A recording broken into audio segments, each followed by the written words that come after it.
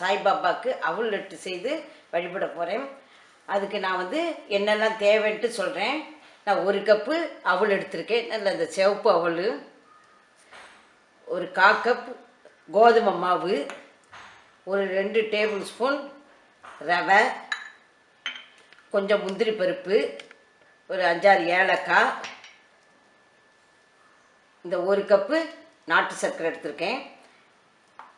இந்த கப்பில் தான் நான் 2 கப்பு அவல் எடுத்திருக்கேன். தேவையான அளவு நெய். இப்போ நம்ம எப்படி செய்யலான்னு பார்க்கலாம்.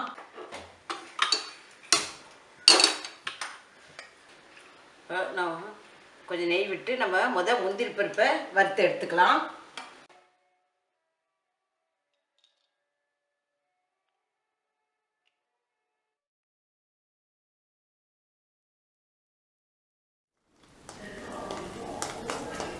முந்திரி பருப்பு வறுபட்டுட்டு இதை நம்ம இப்போ எடுத்துடலாம்.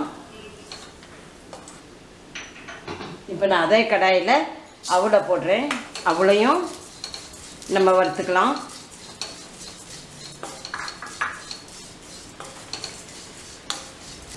இப்போ அவளும் நல்லா வறுபட்டுட்டு இதையும் நம்ம இப்போ மாற்றிக்கலாம். நல்லா அவள் ஆறின பிறகு நம்ம அது கூடயே போட்டு ஏலக்காவையும் போட்டு நம்ம பொடிச்சிக்கலாம். இப்போ நான் இந்த அவலை பொடிச்சிட்டேன். இதை பாருங்கள். இதை ஒரு பவுலில் மாற்றிக்கலாம். இப்படி ரொம்ப நைஸாக இப்படி கூற வர இப்படி பொடிச்சிக்கணும்.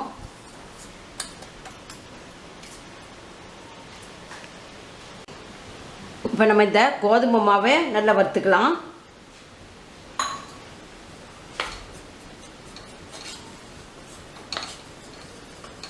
அதோட பச்சை வாசனை போகணும்.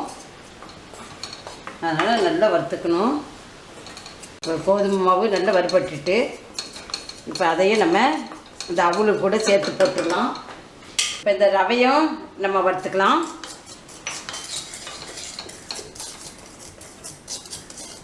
இப்போ இந்த ரவையும் வறுபட்டுட்டு நம்ம அந்த அவல் இதோடு சேர்த்துடலாம்.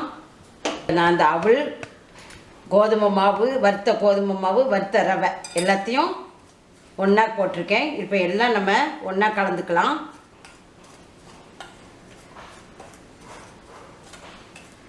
இப்போ வறுத்த முந்திரி பருப்பு, இப்போ தேவையான அளவு நாட்டு சர்க்கரை. உங்களுக்கு இனிப்பு எவ்வளோ தேவையோ அவ்வளோக்கு போட்டுக்காங்க.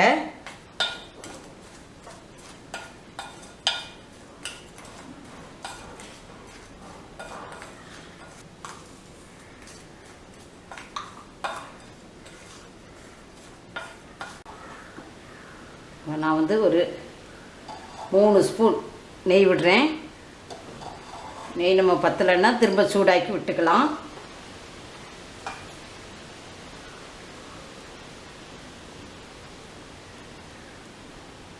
லைட்டாக நம்ம நெய் சூடாகியாச்சு.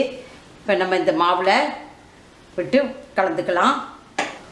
நெய்யை எப்படி விடுறேன், விட்டு நம்ம மாவில் நல்லா கலந்துக்கலாம்.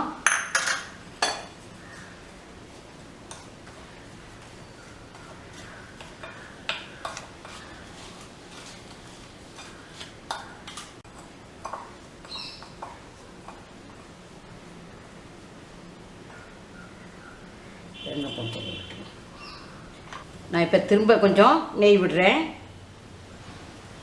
திரும்ப ஒரு 2 ஸ்பூன் நெய் விட்டுருக்கேன். விட்டு நம்ம இப்போ எல்லாம் நல்லா கலந்துக்கலாம்.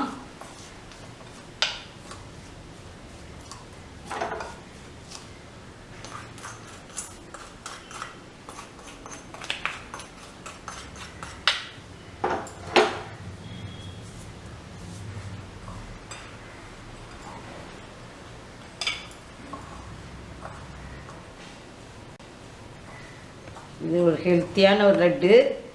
நான் ஏற்கனவே அவ்வளோ லட்டு போட்டிருக்கேன். இது ஒரு மாடல்.